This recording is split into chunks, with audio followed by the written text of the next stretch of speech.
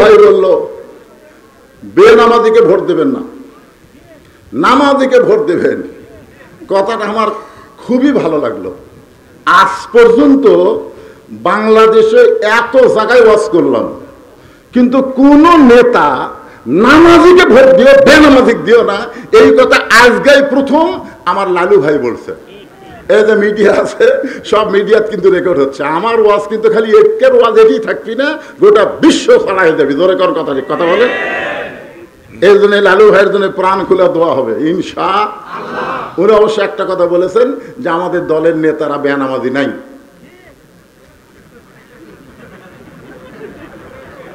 না, একটা কথা বলছেন তো নাই, আলহামদুলিল্লাহ। শোনেন, আমি কথাটা বলি যে আমি এখানে ওয়াজ দিয়া আপনাকে নামাজি করতে পারবো না।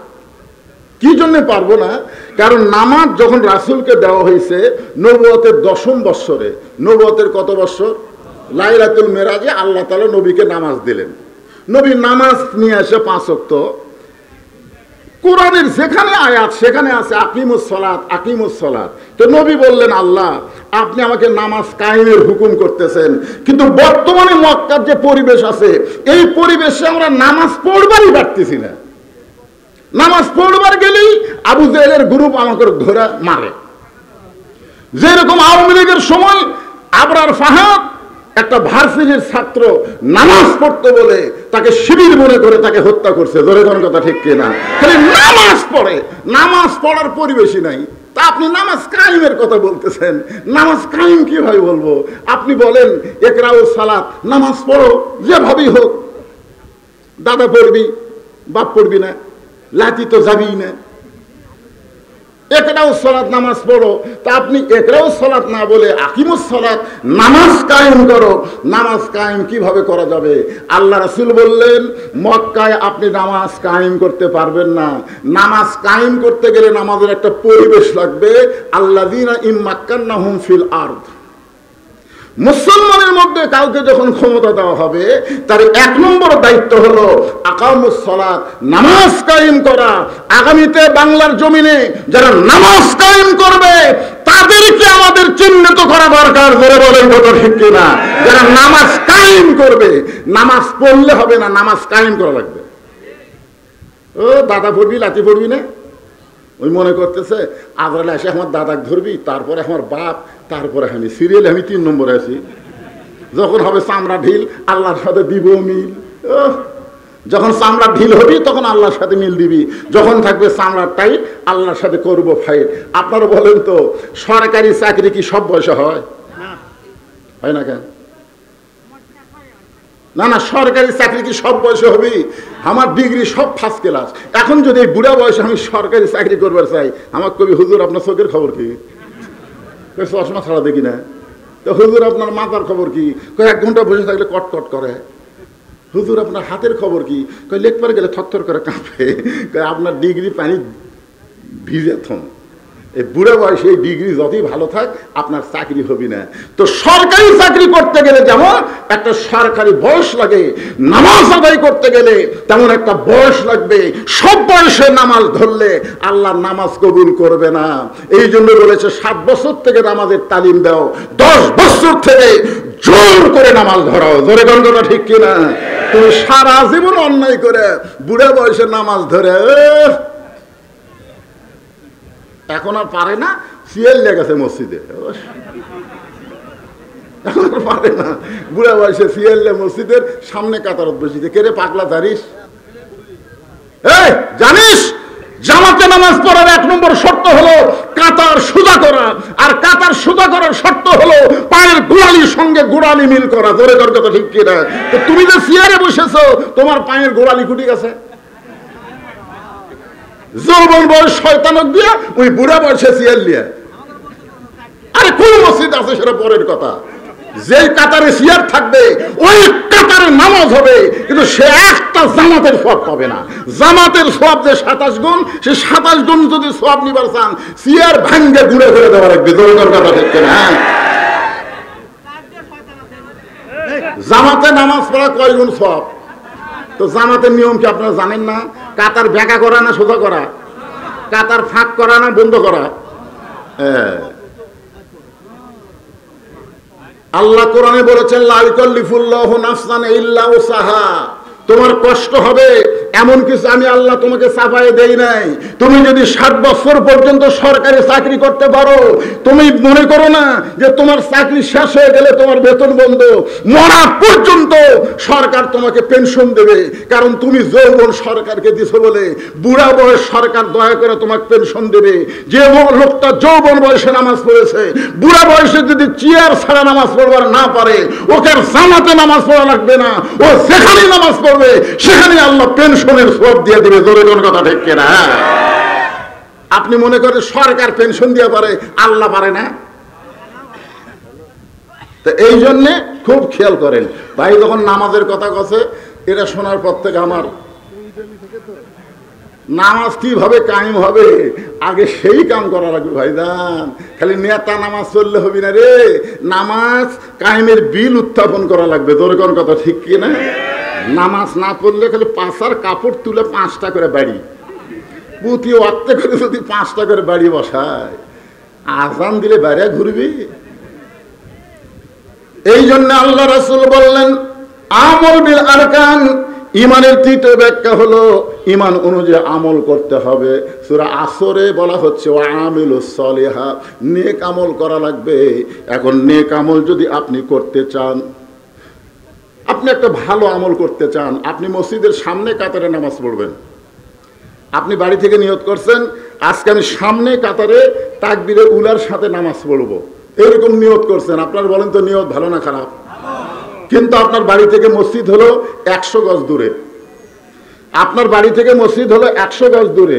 এখন জোহর নামাজ পড়ার জন্য আপনি ওযু করে মসজিদে যাচ্ছেন আর সুবহানাল্লাহ পড়তেছেন, কিন্তু হঠাৎ ওই 100 গজের মধ্যে 2টা বেপরদা নারীর সাথে আপনার দেখা হয়ে গেল। এই 100 গজের মধ্যে 2টা কি নারী? বেপরদা নারীর সাথে আপনার দেখা হয়ে গেল। 2 নারী ইল্লাল্লাহু মুহাম্মাদুর রাসূলুল্লাহ সাল্লাল্লাহু আলাইহি ওয়াসাল্লাম। এখন আপনারা বলেন, রাসূলের একটা হাদিস, আদ-দায়ুসু লা ইয়াদখুলুল জান্নাহ, দায়ুস কোনোদিন জান্নাতে যাবে না। সাহাবীরা এইদিকে গল্প করে, এইদিকে গল্প মারে করে, এই যদি জায়গা না হয় বাড়ি চলে যাও। এটা তো মেলা না, এটা হইচই করার জায়গা না। বর্তমান সময় অনুযায়ী সময়ের শপথ করে আল্লাহ সূরা আসর নাজিল করেছেন, একটু মনোযোগ দিয়ে শোনা লাগবে। আর দায়ুস লা ইয়াদখুলুল জান্নাহ, দায়ুস কোনোদিন জান্নাতে যাবে না। সাহাবারা জিজ্ঞাসা করলেন ইয়া রাসূলুল্লাহ, দায়ুস কোন নারী? আল্লাহ রাসূল বললেন দায়ুস কোন নারী না, দায়ুস হলো ওই সকল পুরুষ যাদের অধীনে নারীরা পর্দা করে না। আল্লাহ রাসূল ফাতেমাকে ডাক দিলেন। ফাতেমা যখন কাছে আসলেন, আল্লাহ রাসূল বললেন ফাতেমা, তোমার কি কখনো মনে হয় যে তোমার বাবা বিশ্ব নবী বলে আল্লাহ তোমাকে জান্নাত দিবে? ফাতেমা বলতেছে বাবা আমার সবসময় মনে হয় আমার বাবা বিশ্ব নবী, এই ওসিলায় আল্লাহ আমাকে জান্নাত দিবে। আল্লাহ রাসূল চোখের পানি বের করে বললেন ফাতেমা তুমি বড় ভুল বুঝেছো মা, তোমার বাবা বিশ্ব নবী বলে আল্লাহ তোমাকে জান্নাত দেবে না। জান্নাতে যাইতে গেলে তোমাকে জান্নাতের আমল করে জান্নাতে যেতে হবে। ফাতেমা জিজ্ঞাসা করলেন বাবা জান্নাতে যাইতে গেলে কি আমল করা লাগবে? আল্লাহ রাসূল বললেন মেয়েদের জন্য বেশি আমল করার দরকার নাই, মাত্র 4টা আমল করলেই চলবে। 1 নম্বর হলো নামাজ, 2 নম্বর হলো রোজা, 3 নম্বর স্বামীর কথা মতো চলা, আর 5 নম্বর হলো সতীত্বের হেফাজত, 4 নম্বর হলো সতীত্বের হেফাজত, পর্দা করা। আল্লাহ রাসূল বললেন ফাতেমা 24 ঘন্টায় তোমাকে নামাজ পড়া লাগবে না, মাত্র 5 বার নামাজ পড়লে নামাজের হক আদায় হবে। সারা বছর তোমাকে রোজা রাখতে হবে না, 1 মাস রোজা রাখলে রোজার হক আদায় হবে।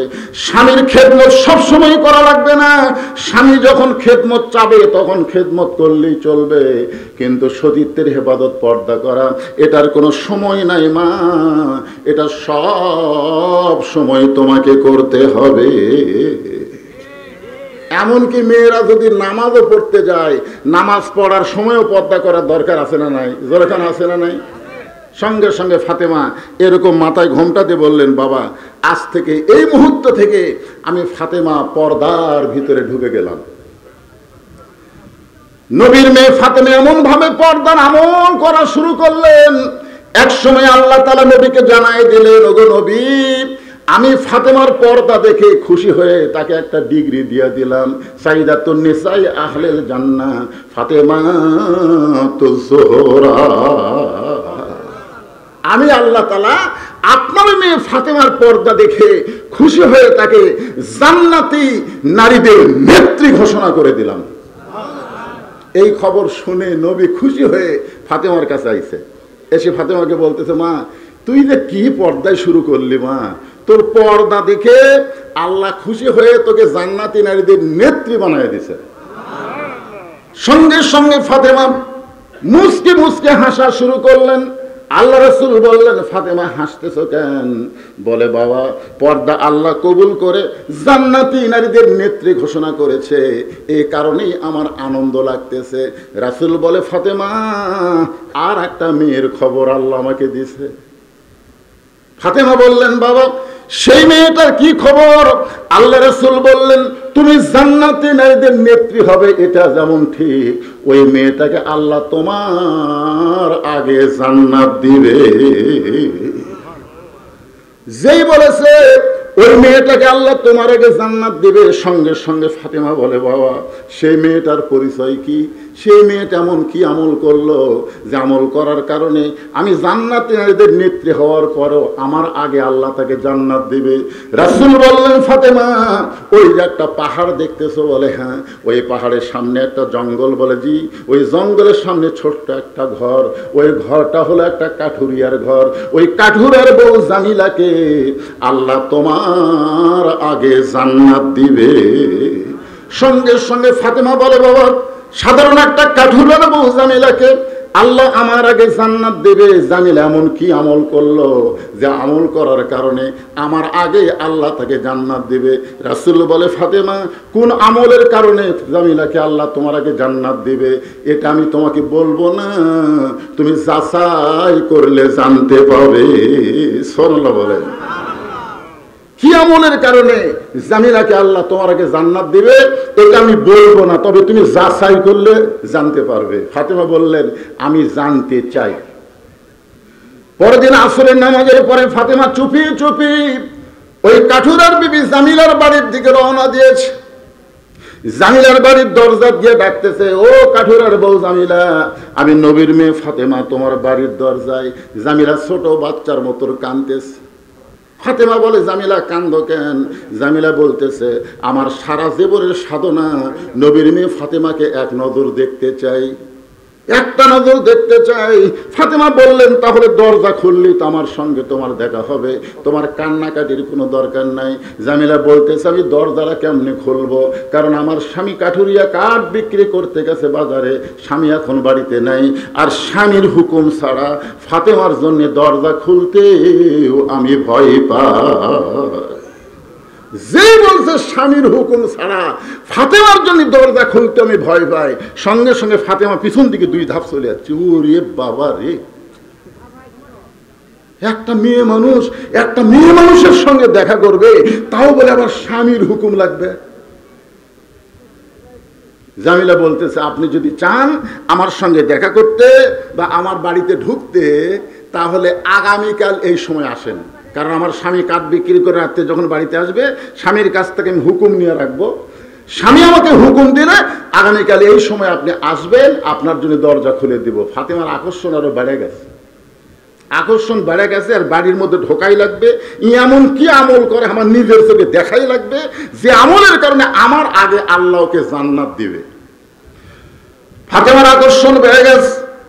পরের দিন বিকেল বেলায় ফাতেমা চুপি চুপি ওই জামিলার বাড়ির দিকে যখন রওনা দেয়, এমন সময় ছোট্ট একটা বাচ্চা সামনে দাঁড়ায় বলে, মা, গতকাল বিকেলবেলা আপনাকে অনেক খোঁজা খুঁজেছি, কিন্তু আপনাকে বাড়িতে পাই নাই।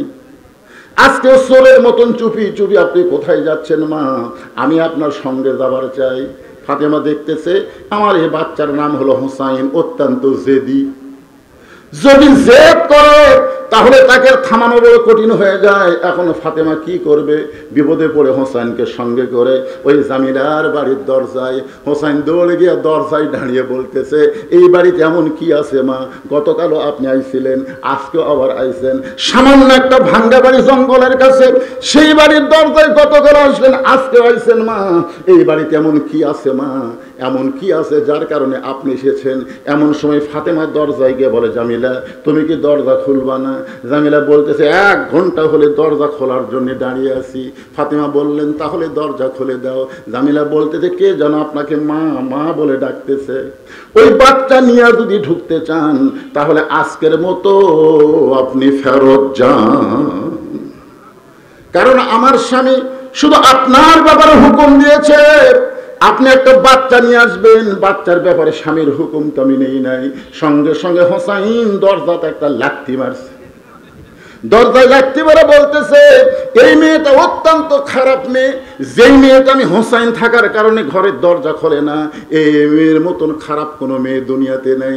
সঙ্গে সঙ্গে ফাতেমা হোসাইনকে বুকের মধ্যে নিয়ে কপাল একটা চুমা দিয়ে বলতেছে, বাবা তুমি যে মেয়েটাকে খারাপ বলতেছ, তোমার নানা বলেছে ওই মেয়েটা তোমার মায়ের আগে জান্নাতে যাবে। তুমি যেই মেয়েটাকে খারাপ বলতেছো, তোমার নানা বলেছে ওই মেয়েটা তোমার মায়ের আগে জান্নাতে যাবে। সঙ্গে সঙ্গে হোসাইন মায়ের হাত ধরে বলতেছে, মা তাহলে খামাখা এই জায়গায় থেকে কোনো লাভ নাই, আসল জায়গায় যেতে হবে। ফাতেমা বলতেছে, হোসাইন আসল জায়গা আবার কোনটা? হোসাইন বলতেছে, তুমি না চিনলেও আমি চিনি। তোর এখন সুবহানাল্লাহ। আপনারা চেনেন, বহু বছর আগের আব্দুল আলিম একটা কইছিল, মনে হে বড় আশা ছিল আমি যাব মদিনায়, মনে হে বড় আশা ছিল আমি যাব মদিনায়। দিনাজপুরের আলেমের আব্দুল আলিমকে বলল, আব্দুল আলিম তুমি বোকা, তুমি বোকা, এই বোকা হওয়ার কারণে তুমি এমন করে বলতেছো। আব্দুল আলিম বলতেছে, কি বলা লাগবে? আলেমরা বলতেছে, আপনি বলেন, মনে হে বড় আশা ছিল আমি যাব মক্কা মদিনায়। আপনি মক্কা বাদ দিয়ে শুধু মদিনার কথা বলতেছেন। আব্দুল আলিম বলতেছে, মক্কার কোনোই দাম নাই, মক্কার কোনোই দাম নাই। সমস্ত আলিম কয় আব্দুল আলিম বেঈমান হয়ে গেছে, মক্কার কোনো দাম নাই। আব্দুল আলিম গায়ক হয়ে বেঈমান হয়ে গেছে। সঙ্গে সঙ্গে আব্দুল আলিম কোরআন থেকে তেলাওয়াত করলেন, কুল হে রাসূল আপনি বলেন, ইন কুনতুম তুহিব্বুনাল্লাহ ফাত্তাবিউনি ইউহিব্বুকুমুল্লাহ ওয়া ইয়াগফির লাকুম যুনুবাকুম ওয়াল্লাহু গফুরুর রহিম। যদি নবীকে তুমি হাত করতে পারো, যদি নবীকে তুমি ইত্তেবা করতে পারো, নবীকে যদি অনুসরণ করতে পারো, তাহলে শুধু মক্কা নয়, মক্কার মালিক আল্লাহ পর্যন্ত তোমার হয়ে যাবে। ঠিক কি না?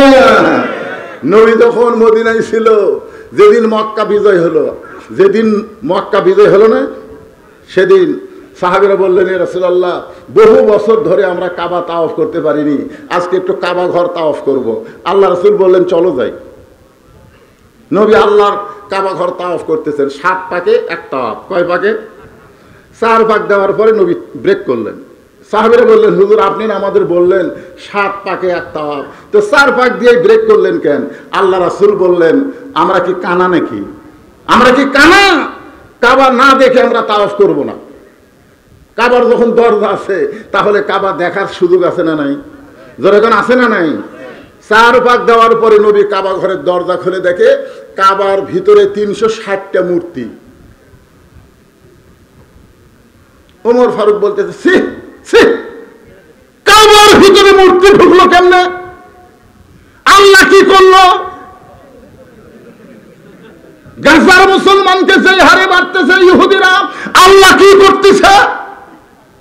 ছোট ছোট বাচ্চাদেরকে ওরা হত্যা করতেছে, আল্লাহ কি ঘুম পাড়তেছে নাকি? মসজিদ কার ঘর? মুয়াজ্জিন সাহেব এসে নামাজ পড়ে মসজিদে তালা না দিয়ে বাড়িতে গেছে, ফজরে আযান দিবার এসে দেখে মাইক নাই। এখন আপনারা বলেন তো, গ্রামের লোক দোষ কাক দিবে? হ্যাঁ, ঘর কার? মুয়াজ্জিন যদি বলে আল্লাহর ঘর, আল্লাহ হেফাজত করবি। আর চাকরি থাকবে। তার মানে বোঝা গেল নবী গেছে মদিনায়, কাবা ঘরের মধ্যে কাফেররা মূর্তি ঢুকেছে। নবী আছে যেখানে, ইসলাম আছে সেখানে। জোরে কথা ঠিক কিনা? তো আব্দুল আলিম যে বলেছে মনে বড় আশা ছিল যাবো মদিনায়, মদিনায় কি আছে? আরো ধরে বলেন কে আছে? আল্লাহর বান্দার একটু খেয়াল করেন, হুসাইন মায়ের হাত ধরে বলতেছে, মা আসল জায়গায় তোমাকে যেতে হবে। এই কথা বলে মায়ের হাত ধরে টেনে টেনে টেনে টেনে আল্লাহর নবীর কাছে নিয়ে আইছে। ফাতেমা জোড়হাত করে বলতেছে, বাবা আমার কোনো দোষ নাই, আমি প্রথম দিন গেছি স্বামীর হুকুম পাইনি বলে দরজা খোলে নাই, দ্বিতীয় দিন গেছি হুসাইন সাথে থাকার কারণে দরজা খোলে নাই, দরকার হলে আরো 10 বার যাব, দরকার হলে আরো 10 বার যাব। কোন আমলের কারণে আমার আগে জান্নাতে যাবে আমি এটা অবশ্যই জানবো, কিন্তু এই হুসাইন আমার সর্বনাশ করেছে বাবা। ও হাতটা ধরে আপনার কাছে নিয়ে আইছে, আমার কোনো দোষ নাই। সঙ্গে সঙ্গে হুসাইন মায়ের হাতটা ছাইড়া দিয়া এক দৌড়ে গিয়া নানার হাত ধরছে। নবীর হাত না, নানার হাত। ধরে কোন কার হাত? নানার হাত ধরে বলে, নানা ইয়ার কি করো? তুমি আমার মা চেনো? তুমি আমার মা চেনো? 6 বছর বয়সে মা হারা হইছ, মায়ের কি দাম তুমি জানো? আমার মাকে তুমি সাধারণ একটা কাঠুরের বইয়ের দরজা পেটে দিছে। তার মানে সন্তানের কাছে মায়ের দাম আছে না নাই? এই জোরে কেন আছে না? কতক্ষণ পর্যন্ত? বিয়ে করা পর্যন্ত। যেই বিয়ে করছে বউ কি বুদ্ধি দিছে? তোমার মা বুড়ি খালি সবসময় কুটকুট কুটকুট করে, ওই বইয়ের বুদ্ধি শুনে মা বাইর করে দিছে। এরকম সন্তান আছে না নাই? জোরে করে আছে না নাই? দরকার হলে বউ তালাক হবে, বউ মরিয়া যাবে, কিন্তু মায়ের দিকে চোখ তুলে তাকানো যাবে না। জোরে কোন কথা ঠিক কি না? তুমি জানো না মায়ের পায়ের তলে সন্তানের জান্নাত। তুমি যত হজ করো, নামাজ পড়ো, তোমার মা যদি কষ্ট পায় তুমি কোনোদিন জান্নাতে যাবার পারবে না। সাধারণ 2 টাকা বইয়ের কারণে মায়ের কলিজায় কষ্ট দেওয়া যাবে না, যাবে না, যাবে না। জোরে কোন কথা ঠিক কি না? হোসেন বলতেছে, না না, কোন আমলের কারণে সাধারণ কাঠুরার বউ আমার মায়ের আগে জান্নাতে যাবে? এই আমলটা অবশ্যই তুমি জানো, কারণ তুমি না জানলে দুনিয়ার কেউ জানবে না। মায়ান্তিকু আনিল হাওয়া ইন হুয়া ইল্লা ওয়াহয়ুহা। কোন আমলের কারণে কাঠুরের বউ আমার মায়ের আগে জান্নাতে যাবে এটা না বলা পর্যন্ত আমি তোমার হাত ছাড়তেছি না। হোসেন একটু জেদি, জোরেগন কি? সঙ্গে সঙ্গে আল্লাহ নবী ডাক দিয়েছে, আলী, আলী রে। হযরত আলী দৌড়ে এসে বলতেছে, ইয়া রাসূলুল্লাহ কি হয়েছে? বলে, তোর বেটা যে জোরে আমার হাত ধরছে। এই হোসেন, নানার হাত ছাড়া দে। হোসেন বলতেছে, বাবা আপনি জানেন আমার নানা কি করছে? আলী বলতেছে, কি করছে? বলে, আমার মাও কাঠুরের বউয়ের দরজাত পাঠাচ্ছে। কোন আমলের কারণে কাঠুরের বউ আমার মায়ের আগে জান্নাতে যাবে এইটা আমার মাকে আমার নানা বলেছে, আর আমার মাও সেই কাঠুরের বউয়ের দরজাত ঘুরতেছে। আলী বলতেছে, আরো জোরে হাত ধর, আরো জোরে হাত ধর, আর ছাড়িস না। কে আগে জান্নাতে যাবে, কে পরে জান্নাতে যাবে এটা পুরুষ মানুষকে বললে কোনো সমস্যা নাই, মেয়ে মানুষকে বললে কেন?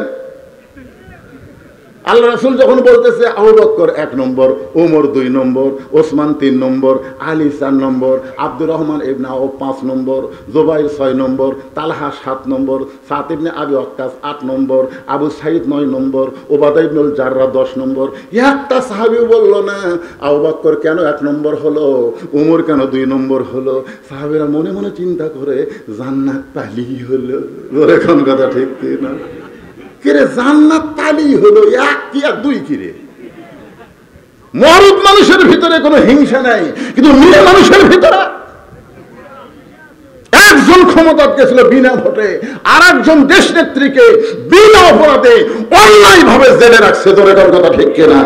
ইয়েতিমকে লালন পালন করে, ইয়েতিমের সম্পদ কোনোদিন ভোগ করতে পারে না। 2 কোটি টাকার সম্পদ 8 কোটি টাকা হয়ে গেছে। শালা হাসিনা হিংসার ফোটে কিছুই দেখেনি। তোর এটার কথা ঠিক কিনা? খালি কলজা ভরা হিংসা, কলজা ভরা।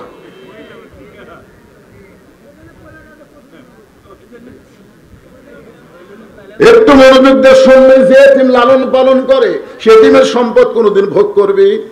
জোরে কান, ভোগ করবে না। আল্লাহ কোরআনে বলেছেন, আরাআইতাল্লাযী ইউকাযযিবু বিদ্দীন ফাযালিকাল্লাযী ইয়াদউল ইয়াতীম ওয়া লা ইয়াহুদ্দু আলা তুআমিল মিসকিন। আল্লাহু আকবার। আল্লাহ নবী বললেন, আলীরে বলে দাও, বলে দাও কোন আমলের কারণে ওই কাঠুরের জামিলা ফাতেমার আগে জান্নাতে যাবে। আলী বলতেছে, হুজুর আপনি কিন্তু নিষেধ করেছিলেন। রাসূল বলতেছে, আজকে তোমার বেটা যে জোরে হাত ধরছে, আজকে তোমাকে বলার হুকুম দিয়ে দিলাম। তার মানে বোঝা গেল নবীও জানে, আলীও জানে।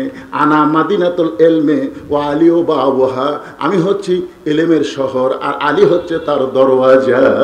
জোরে বলেন না সুবহানাল্লাহ।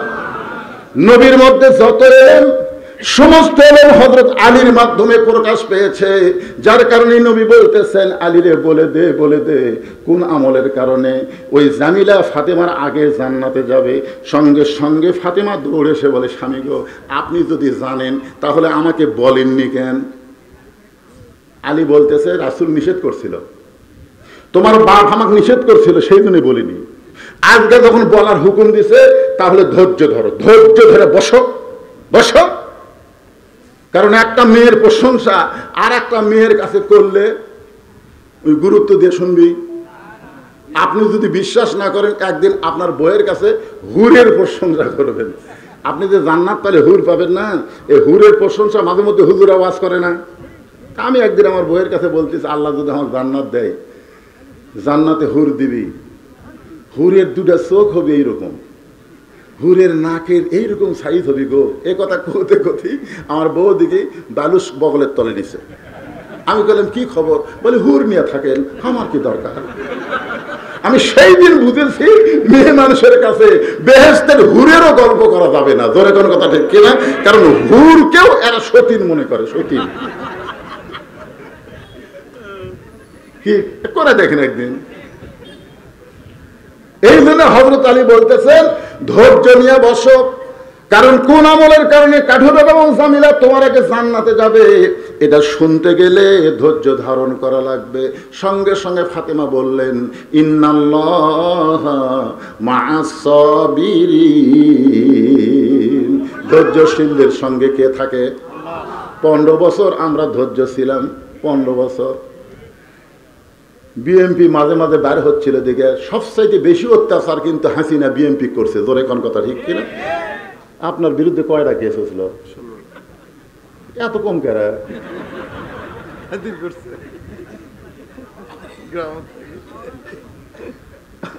আমার বিরুদ্ধে কত কেস, হিসাব নাই তো। যা টাকা আপনারা দেন হাজরা দিতে শেষ। এখন নাই, এখন নাই, সব খালাস।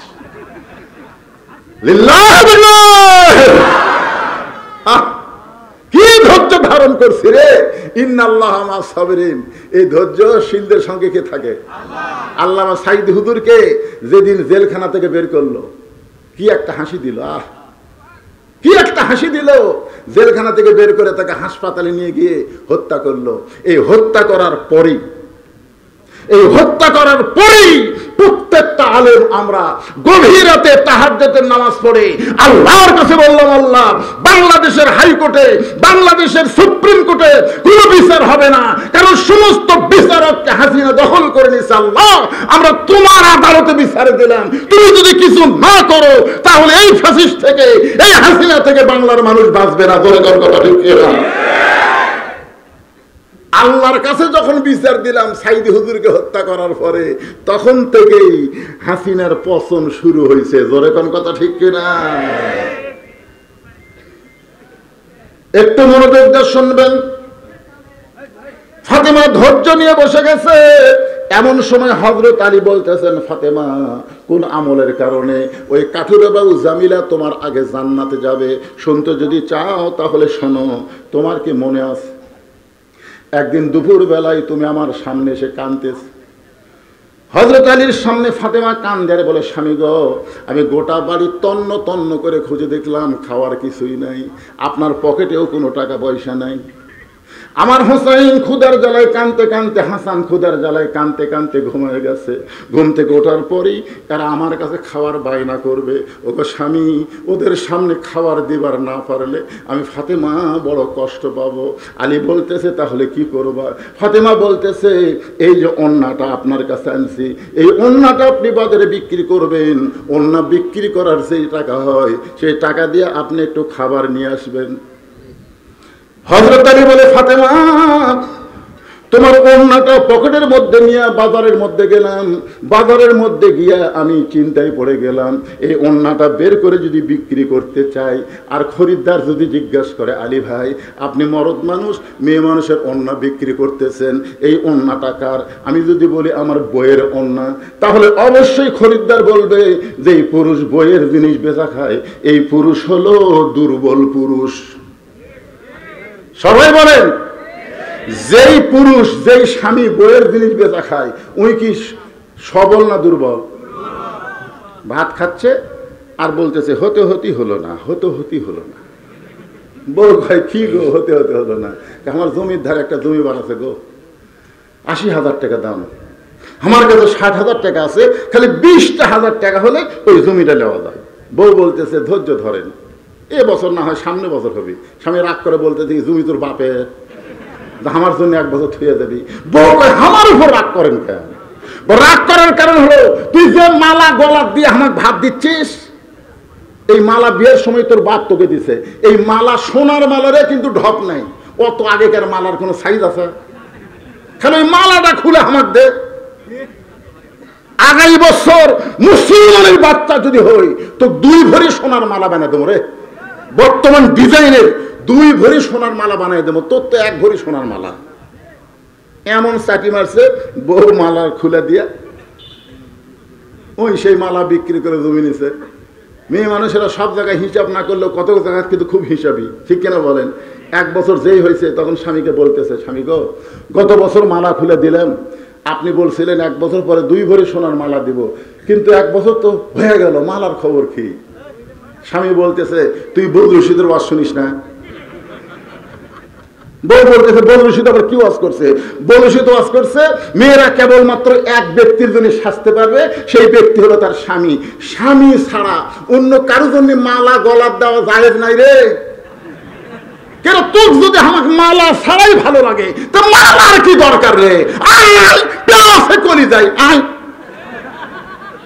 স্বামী বউ কয়, আচ্ছা চিটার রে।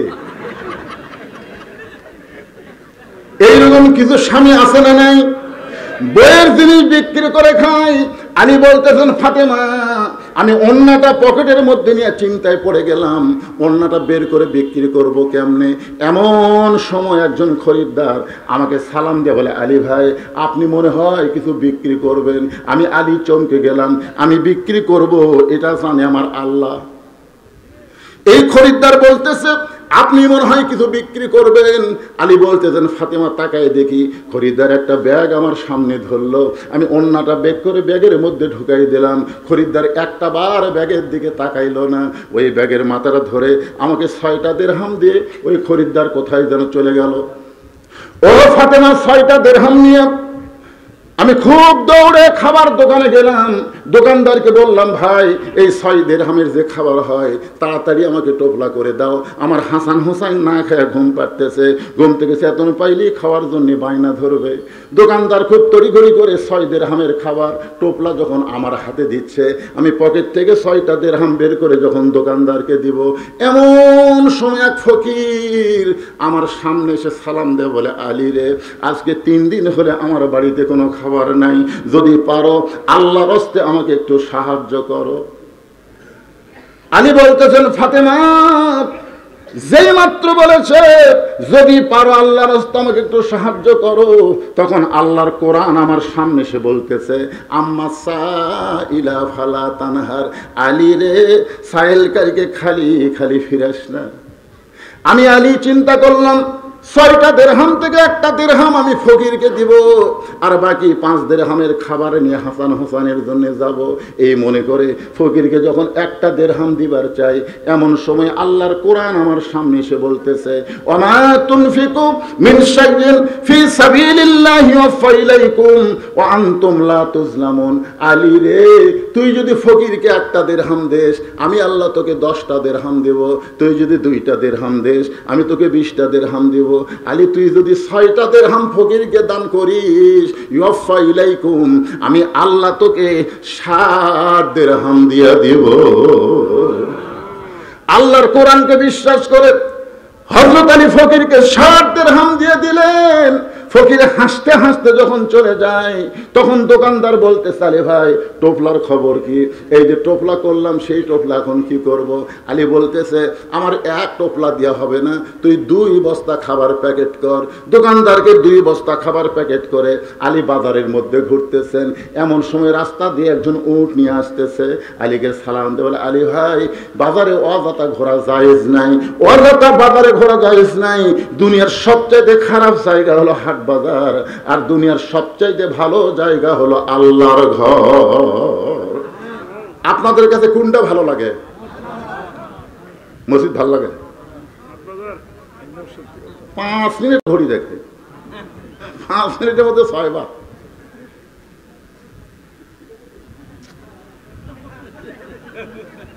পাশের লোককে বলতেছে, ভাই আর কয় মিনিট আছে? আমার ঘড়ি তো এখনো 3 মিনিট। আর ঘড়ি লড়তিছে না রে, আর ঘড়ি লড়তেছে। 5 মিনিটের মধ্যে 6 বার ঘড়ি দেখে, তারপরে ঘড়ির দোষ দেয়, ঘড়ি লড়তেছে না। ওই লোকটাই নামাজ শেষ করে বাজারে যায়, ঘন্টার পর ঘন্টা আড্ডা গুলি মারতেছে, একবারও ঘড়ি দেখতেছে না। ধরে কোন কথা ঠিক কিনা? মসজিদে গিয়ে ঘড়ি দেখা রাখবে না। আল্লাহুম্মা ইফতাহলি আবওয়াব রাহমাতিক, মসজিদ হলো আল্লাহর ঘর, রহমতের ঘর। ওটি রহমত বর্ষণ হচ্ছে, ওটি ঘড়ি দেখতেছে কেন? আর বাজার হলো শয়তানের আড্ডাখানা। উটওয়ালা বলতেছে, আলী রে, এই উটটা কি তুমি কিনে নিবা? আলী বলতেছে, একটা পয়সাও আমার পকেটে নাই। উটওয়ালা বলতেছে, 100 দিরহাম বাকিতে উটটা কেনো, বিক্রি করে তুমি আমাকে টাকা দিও। 100 দিরহাম বাকিতে উটটা কিনে বিক্রি করে আমাকে টাকা দিয়ে আলী বলতেছে, আমার জীবনে এত বড় সুযোগ আমি কোনোদিন পাই নাই।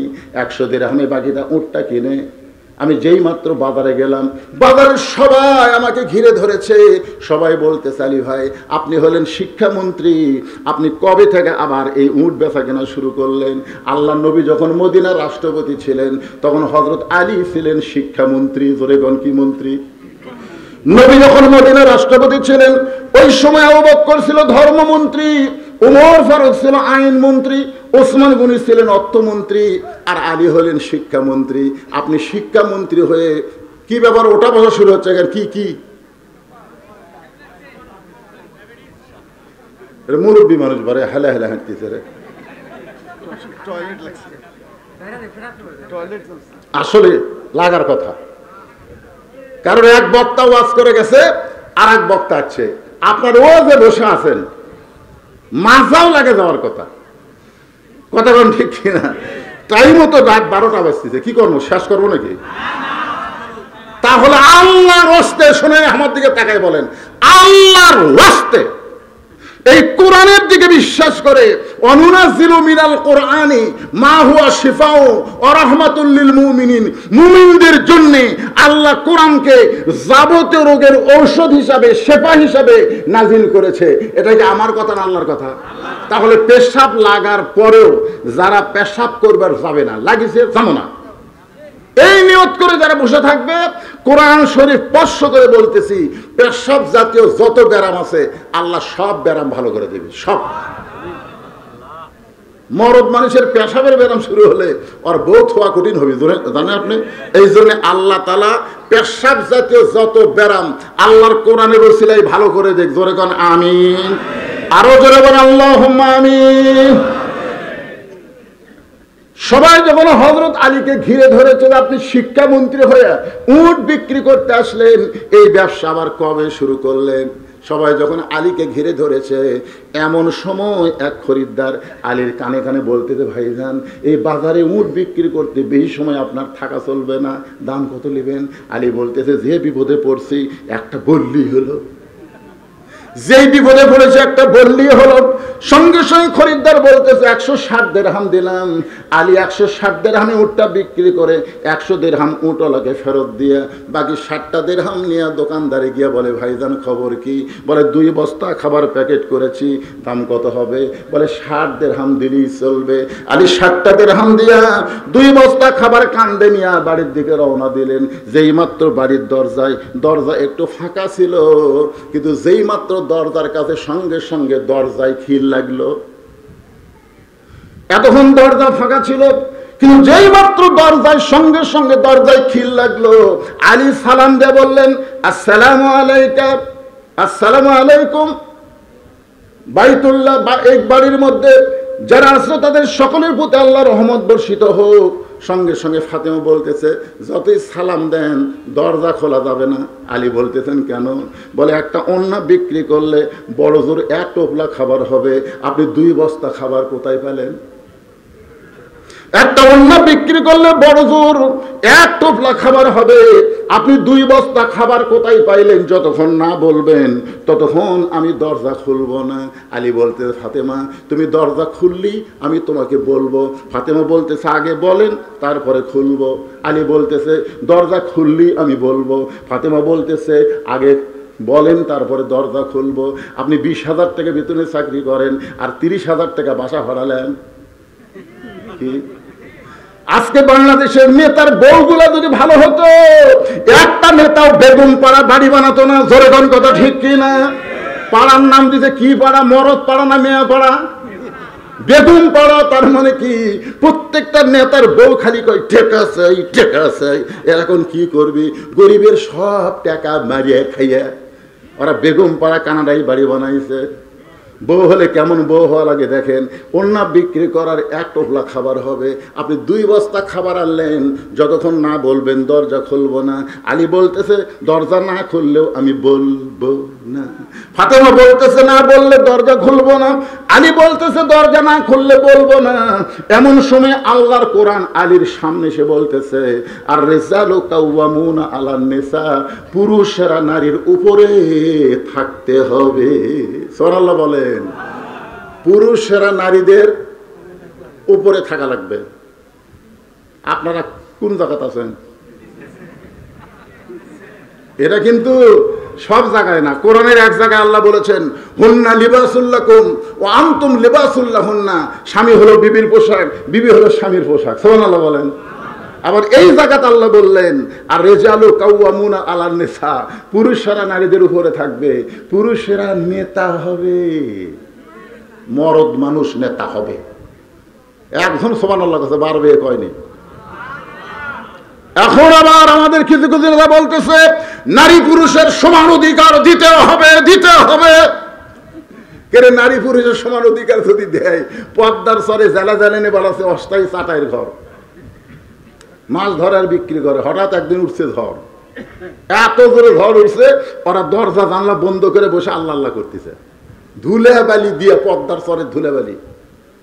1-1 ঘন্টা ঝড়ের পরে জেলা বলতেছে, আমার পেশাব লাগছে রে, আমি পেশাব করবো। বউ বলতেছে, দরজা খোলা যাবে না। দরজা খুললে ওই ধুলে এসে ঘরে সব মেখে যাবি। স্বামী বলে, তাহলে ঘরের কোনাত করি। তুমি মরদ মানুষ, এত বড় মানুষ, ঘরের কোনাত পেশাব করলে দুর্গন্ধ থাকা যাবে। স্বামী কয়, তাহলে কি করি রে, যে ধরে লাগছে, ঝড়ও তো থামে না। বউ কয়, একটা কাম করো, তুমি আমার কান্দর চড়ো, কান্দর চড়ে উপরে তোমার যন্ত্র বরাবর একটা শুটুং করো, ওই শুটুং দিয়ে তুমি বাহিরে পেশাব করো। বইয়ের বুদ্ধি শুনে বইয়ের কান্দর চড়ে এই চাটায় কানা করে ওই কানাদের যন্ত্র বার করে পেশাব করছে। 1-1 ঘন্টা হয়, ঝড় থামে না। বউ বলে, আমারও পেশাব লাগছে। স্বামী বলে, তো ছিদ্র করাই আছে, তুমি আমার কান্দর চড়ো, ছিদ্র দিয়ে পেশাব করো। এবার স্বামীর কান্দে চলে বউ পেশাব করে, সব পেশাব দিয়ে বুক ভিজে যায়। স্বামী কয়, কে পেশাব করো কোন জায়গায়, পড়ে কোন জায়গায়? বউ কয়, মরার স্বামী জানো না, সব জায়গার সমান অধিকার চলে না। জোরে জোরে কথা ঠিক কি না? আপনারা বলেন সব জায়গায় সমান অধিকার চলবে? আল্লাহর কোরআনের কারণে হযরত আলী ওই 2 বস্তা কান্দে নিয়ে আল্লাহর নবীর দরবারে গেলেন। সুবহানাল্লাহ বলেন। ফাতেমা যখন দরজা খুলল না, নবী 2 বস্তা, আলী 2 বস্তা কান্দে নিয়ে আল্লাহর নবীর দরবারে গেলেন। নবী তখন বসেছিলেন। আলীর কান্দে 2 বস্তা খাবার দেখে নবী আমার খুশি হয়ে এসে আলীকে সালাম দিয়া আলীর কপালে একটা চুমা দিয়া আলীর কান্দর থেকে নবী 2টা বস্তা নামায় নিলেন। জোরে কান সুবহানাল্লাহ। হযরত আলীর মুখ বেজার। রাসূল বলতেছে, আলী তোমার কপালে চুমা দিলাম, তোমাকে সালাম দিলাম, তোমার কাঁধ থেকে 2 বস্তা নামাই নিলাম, এরপরেও তোমার মুখটা বেজার কেন? আলী বলতেছে, হুজুর আপনি অত্যন্ত ভালো, কিন্তু আপনার মেয়ে ভালো না।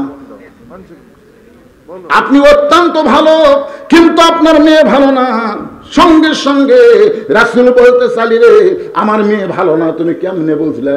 বলে 1-8 ঘন্টা দরজা দাঁড়িয়েছিলাম, দরজা খোলে নাই। খালি বলে কোথায় 2 বস্তা পাইলে, না বললে দরজা খুলবো না। আমি বলতেছি আগে দরজা খোলে তারপরে বলবো। রাসূল মুস্কি হাসি দেবার, আলী রে ফাতেমা যদি দরজা খুলতো তাহলে তুমি কি আমার কাছে আসতা? আলী বলতে, হুজুর যদি আপনার মেয়ে দরজা খুলতো তাহলে তো আপনার কাছে আসতাম না। রাসূল বলে, আলী আমার মেয়ে ইচ্ছা করেই দরজা খোলে নাই, কারণ তোমাকে আমার কাছে পাঠাবার চাই। আলী বলতে, হুজুর কেন আপনার কাছে পাঠাবে? রাসূল বলে, আলী বলো তো কোন খরিদ্দার তোমার কাছ থেকে অন্না কিনেছে? আলী বলো তো কোন ফকির তোমার কাছে ভিক্ষা চেয়েছে? ও আলী তুমি কি বলতে পারবা কে তোমার কাছে উট বিক্রি করলো আর খরিদ্দার হয়ে কে উট কিনলো? আলী বলতেছে, ইয়া রাসূলুল্লাহ আমি তো জানি না। রাসূল বলে, আল্লাহ আমাকে জানাইছে, তুমি কি জানবে? আলী বলতেছে, হুজুর জানবো না মানে? রাসূল বললেন, এজলেস, বস বস। সঙ্গে সঙ্গে আলী বসে গেলেন। কোন খরিদ্দার অন্না কিনেছে, কোন ফকির ভিক্ষা নিয়েছে, কে উট বিক্রি করলো, কে খরিদ্দার হয়ে উট কিনলো, এইটা জানার দরকার আছে না নাই? জোরে করে আছে না নাই? কারা কারা জানবেন 2 হাত তুলে আমার আল্লাহকে দেখান। লিল্লাহি তাকবীর। হাত নামান। আপনারা মনে করেন না যে ঘড়িতে রাত 12টা বাজে গেছে থেকে হুজুর ওয়াজ শেষ করে যাবি। কোরআন আমার সামনে, যেগুলো ওয়াজ ধরছি শেষ না করে আমি যাচ্ছি না। কিন্তু যেই 2টা হাত আপনার তুলছেন, এই 2 হাত পকেটের মধ্যে ঢুকে এখন চাদর কিংবা গামছা কিংবা ব্যাগ আপনাদের কাছে যাবে। এই গোরস্থানের উন্নয়ন কল্পে এই গোরস্থান যারা করবে তার জন্য আপনারা ভালো দান করছেন, আলহামদুলিল্লাহ। ভাই উঠতেছেন কেন? কিছু দিয়ে যান ভাই রে, আমার হাতত কিছু দিয়ে যান, গামছা কিছু দিয়ে যান, যা দিবেন সেটা তো দিবেন ইনশাআল্লাহ। টাকা নাই? আছে 10 টাকা দেন, অসুবিধা কি?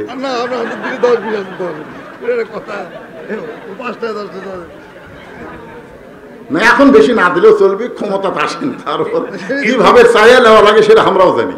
গোরস্থান নির্মাণের জন্য ওনার জমি দরকার,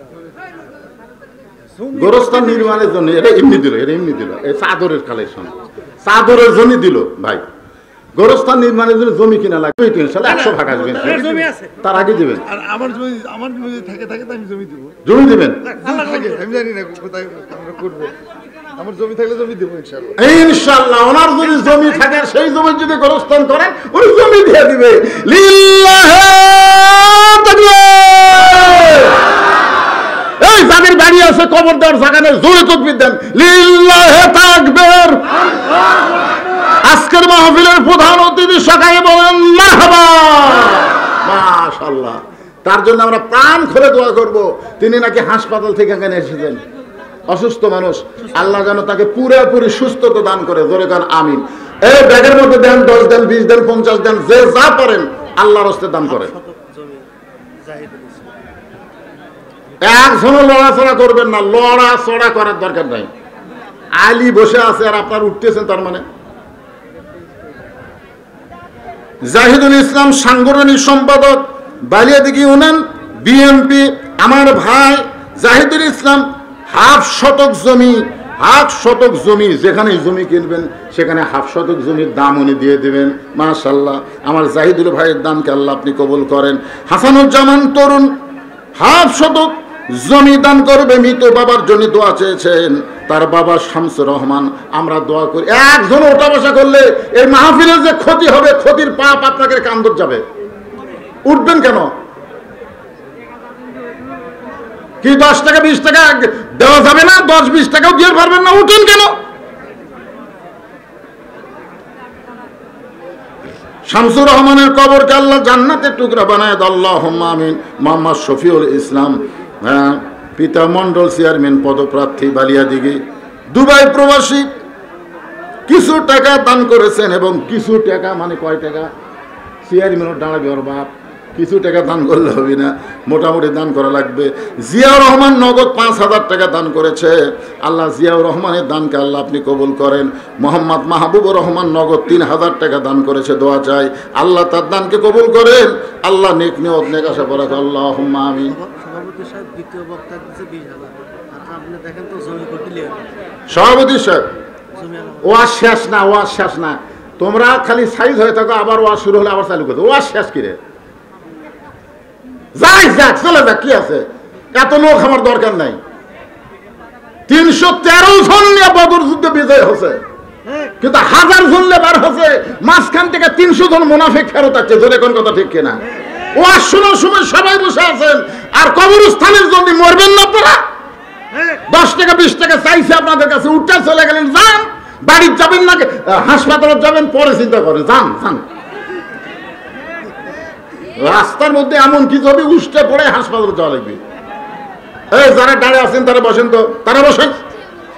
ইকবাল হোসেনের আব্বা এই পাশে কবরস্থানে শুয়ে আছে, 1000 টাকা দান। ইকবাল হোসেনের আব্বা এই পাশে কবরস্থানে শুয়ে আছে, জেসারত জোয়ারদার 1000 টাকা দান করেছে। আল্লাহ তার বাবার কবরকে জান্নাতের টুকরা বানায় দেন। সভাপতি সাহেব, আমার আগের বক্তা 20,000 টাকা দিচ্ছে, এখন আর টাকা চাচ্ছি না, জমি চাচ্ছি। কয় শতক? পারবেন না? 1 শতকও পারবেন না? আপনি মনে হচ্ছে গরিবের সাথে থাকবেন না। আপনি ভিন্ন গোরস্থান বানাচ্ছেন নাকি সভাপতি সাহেব? ওনার ছেলে ছেলে দিল, তাহলে বাপটার মধ্যে আগে কথা আছে। সভাপতি সাহেবের ছেলে সুমন 2 শতক জায়গা ধরে বলেন মারহাবা। আপনাদের এলাকায় 1 শতক জায়গার দাম কত? কম পক্ষে 50,000, তাহলে 2 শতক মানে 1 লাখ। এত জাতা দাম। আল্লাহ, ইনশাআল্লাহ গোরস্থান হয়ে যাবে, ইনশাআল্লাহ হয়ে যাবে। এই চাদর পাটিরা, যারা ব্যাগ পাঠিয়ে গেলে কোন দিকে যাই রে? এই মা বোনদের কাছে গেছো? মা বোনদের কাছে,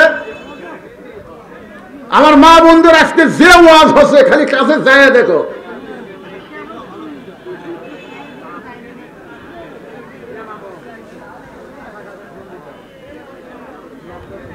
একটু জিকির করেন, লা ইলাহা ইল্লাল্লাহ, লা ইলাহা ইল্লাল্লাহ। বলতেছি, যারা পিছনে আছেন সামনে দিকে আসেন। আসেন বাবা, আসেন। আমি বাকি ওয়াজ করতেছি, একটু সামনে আসেন, জিকির করেন আর সামনে আসেন। সামনে ফাঁকা থেকে পিছনে বসে লাভ নাই, শয়তান বসবে। এজন্য সামনে জিকির করেন। এক জায়গাতে আপনি বসেছেন, ওই জায়গা আপনার সাক্ষী হয়ে গেছে। আর এক জায়গায় বসতেছেন, ওই জায়গাও আপনার জান্নাতের সাক্ষী হবে, কারণ এটা জান্নাতের বাগান।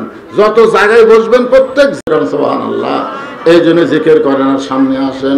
লা ইলাহা ইল্লাল্লাহ, লা ইলাহা ইল্লাল্লাহ, লা ইলাহা ইল্লাল্লাহ, লা ইলাহা ইল্লাল্লাহ, লা ইলাহা ইল্লাল্লাহ, লা ইলাহা ইল্লাল্লাহ, লা ইলাহা ইল্লাল্লাহ, মুহাম্মাদুর রাসূলুল্লাহ সাল্লাল্লাহু আলাইহি সাল্লাম। মোকামতলা থেকে একজন 1000 টাকা দান করছে। মোকামতলা থেকে একজন এসে এখানে মনে আত্মীয় স্বজনের বাড়ি দিয়েছে, 1000 টাকা দান করেছে।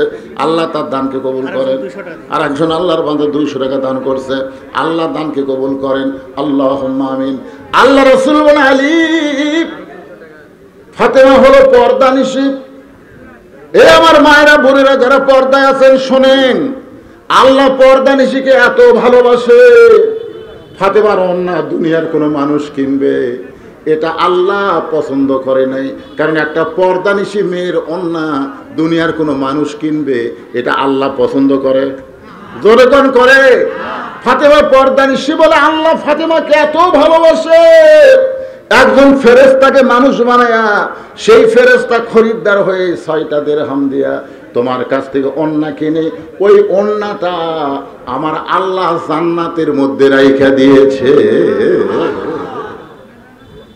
আলী, তুমি যখন 6টা দিরহাম নিয়ে হাসান হোসেনের জন্য খাবার কিনতে গেলে তখন আল্লাহ ওই ফেরেশতাকে ডাক দিল, ফেরেশতা জান্নাতের মধ্যে ওন্না থুয়ে তুমি আমার কাছে আসো। ফেরেশতা যখন কাছে আসলো আল্লাহ বলেন, ফেরেশতা আবার ফকির হয়ে আলীর কাছে যাওয়া লাগবে, আবার ফকির হয়ে আলীর কাছে যাওয়া লাগবে। ফেরেশতা বলতেছে, আল্লাহ কেন? বলে যে 6টা দিরহাম আমি আল্লাহ দিয়েছি ওই 6টা দিরহাম আমার বড় দরকার। ফেরেশতা বলে, আল্লাহ সন্তানগুলো না খেয়ে আছে, আর না খেয়ে সন্তানের জন্য খাবার কিনতেছে, আর এখন ওই টাকা যদি আপনি চান তাহলে তার সন্তানের কি হবে?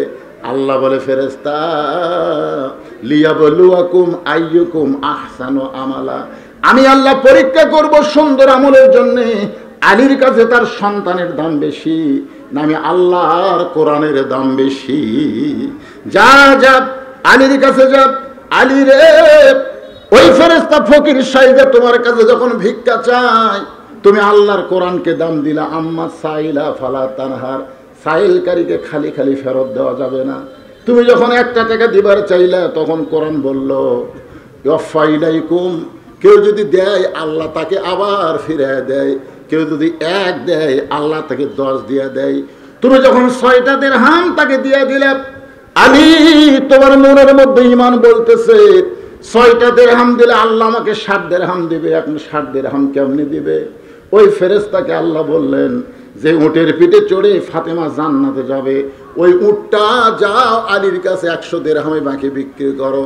ওই ফেরেশতা উটওয়ালা হয়ে তোমার কাছে 100 দিরহামে বাকিতে উটটা বিক্রি করলো।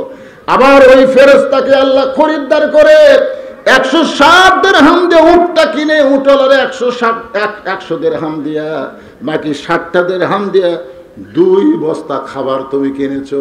ফাতেমা বলতেছে, বাবা আমি কিন্তু দানের ওয়াজ শুনতে আসি নাই, আমি শুনতে চাই কোন আমলের কারণে ওই কাঠুরের বউ জামিলা আমার আগে জান্নাতে যাবে, কোন আমলের কারণে কাঠুরের বউ জামিলা আমার আগে জান্নাতে যাবে। আলী বলতেছেন, ফাতেমা শুনতে গেলে ধৈর্য ধারণ করা লাগবে। শোনো, তুমি সাইদাতুন নিসায়ে আহলেল জান্নাহ, জান্নাতি নারীদের নেত্রী হওয়ার কারণে আল্লাহ তোমাকে উটের পিঠে করে জান্নাতে নিয়ে যাবে। জোরে কোন সুবহানাল্লাহ।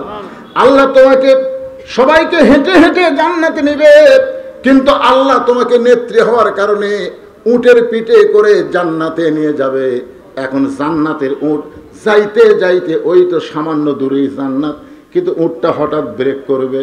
ফেরেশতারা বলবে, আল্লাহ জান্নাতি নারীদের নেত্রী ফাতেমাকে নিয়ে উটটা চলতে চলতে হঠাৎ উটটা ব্রেক করলো, উটটা তোর সামনের দিকে যায় না। আল্লাহ বলে, উটটা যদি না যাবার চায় তাহলে উটটাকে টেনে টেনে জান্নাতে নিয়ে যাওয়া লাগবে। ফেরেশতারা বলতেছে, আল্লাহ উটের কি ধরে টানবে? টানার তো কিছুই নাই। আল্লাহ বলে, ফেরেশতা কোথায় ফাতেমার ওন্না রেখেছো? ওই ওন্নাটা এনে উটের গলায় পেঁচে দাও।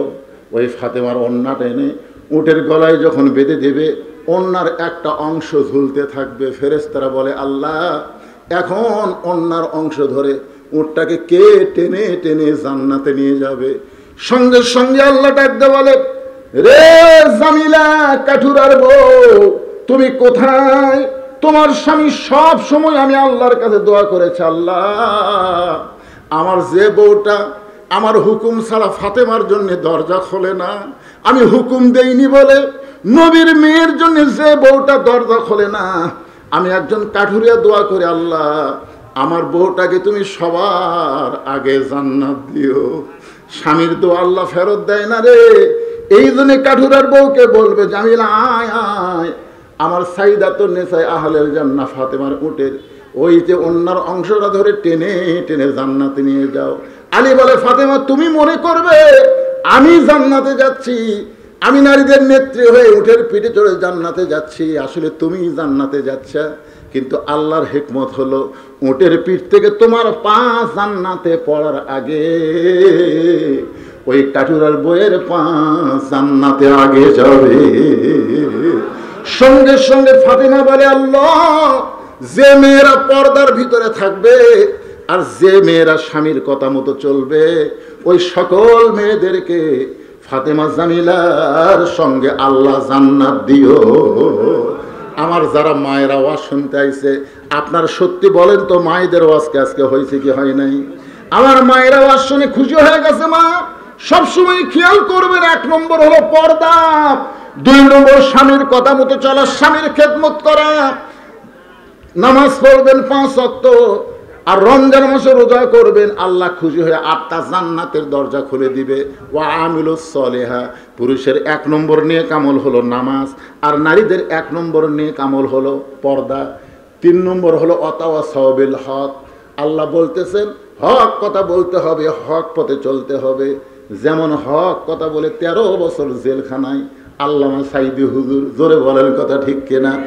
আপনারা একটা সত্যি কথা বলেন, আপনি যে দলই করেন, আওয়ামী লীগ করেন, বিএনপি করেন, জাতীয় পার্টি করেন, আর জামাত করেন, যেই দলই করেন, বাংলাদেশের সমস্ত বক্তার ওয়াজ যদি এক পাল্লায় দেওয়া হয় আর আল্লামা সাইদি হুজুরের ওয়াজ যদি এক পাল্লায় দেওয়া হয়, আপনারা বলেন তো কার ওয়াজে হক কথা বেশি আছে? যে বলেন কার ওয়াজ?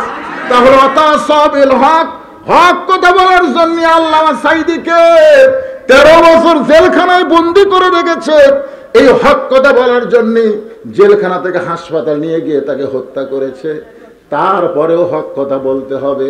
হক কথা বলতে গিয়া অনেক হক আলেমদেরকে বিনা অপরাধে জেলখানায়, অনেককে বিনা অপরাধে ফাঁসি দিয়েছে। জোরে কোন কথা ঠিক কিনা?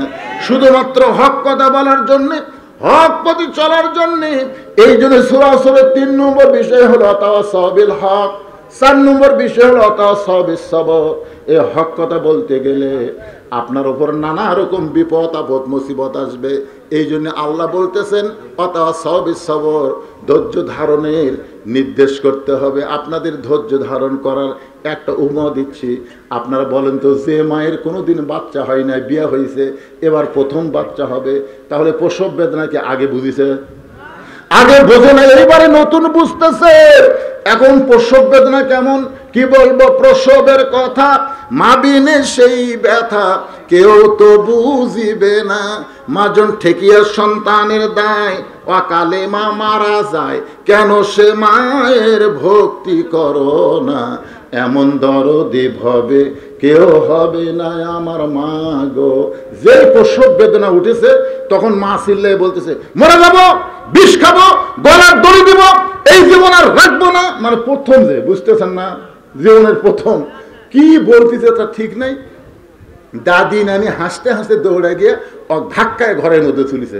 এই কি, কিসের গলার দড়ি দেওয়া রে, কিসের বিষ খাওয়া, কিসের মরারে? মায়ের পায়ের তলে সন্তানের জান্নাত। একটু কষ্ট যদি সহ্য না করিস, বাপের পায়ের তলে তো সন্তানের জান্নাত না, জান্নাত হলো মায়ের পায়ের তলে। জোরে কর কথা ঠিক কিনা? সব ঘরে বসো, জোর করে বিছানা শোয়া দিয়া ঠান্ডা পানির মধ্যে নরম কাপড় চুবড়াইয়া কপালে দিয়া বলে ওয়াতাওয়াসাউ বিস সবর, ধৈর্য ধর, ধৈর্য ধর, মা হবি। যখন করে ওঠে, এই রাস্তার ধারত বাড়ি রে, তুই যে হারে চিল্লাচিল্লি করতেছিস, রাস্তা দিয়ে মানুষ যাচ্ছে আর করছে, ওই বাড়ির এক মেয়ে মানুষের বাচ্চা হচ্ছে, গোটা পাড়া জানলো রে, গোটা পাড়া জানলো রে। ধৈর্য ধর, ধৈর্য ধর। উনি তখন দাঁতের উপর দাঁত দে, দাঁতের উপর দাঁত দে ই করতেছে। এইদিকে দাদি আর নানি ধাইমাক বলতেছে, মার টান, মার টান, মার টান, বুঝতেছেন না? যেই টান মারছে এত ব্যথা হয়েছে, ব্যথার চোটে মা বেহুশ হয়ে গেছে। মা বেহুশ হয়ে পড়ে আছে। সন্তানকে গোসল করানোর পরে ওই মায়ের বুকের উপর যখন সন্তান রাখা দিছে, সঙ্গে সঙ্গে মা হুঁশ ফিরে পাচ্ছে। হুঁশ ফিরে পাইয়া হাত দিয়া সন্তানকে বুকের উপরে নিয়ে কপালে একটা চুমা খায়। দাদি রানী তিরস্কার করে বলে, এরই জন্যই গলার দড়ি দিবার চাইলি, এর জন্য বিষ খাবার চাইলি, এর সুমা খাসকান লাত্তি মারা ফেলা দে, লাত্তি মারা ফেলা দে। মা তখন বলে, দাদি ও দাদি গো, দাদি গো, সন্তান বুকে আসলে প্রসব ব্যথার কথা আর মনে থাকে না।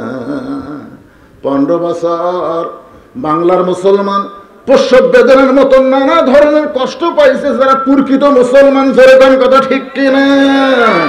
প্রসব বেদনার পরে যদি সন্তান বুকে পাইয়া মা যদি কষ্ট ভুলে যায়, আমরা এত কষ্টের পরে আগামীতে আমরা যদি আল্লাহর কোরআনের পার্লামেন্ট দেখতে পাই, কোরআন যদি সংসদে যায়, মা সন্তান পাইয়া যেমন প্রসব বেদনা ভুলে যায়, আমরা কোরআনের শাসন পাইলেও তেমন সব ব্যথা ভুলে যাব। জোরে বলেন কথা ঠিক কিনা?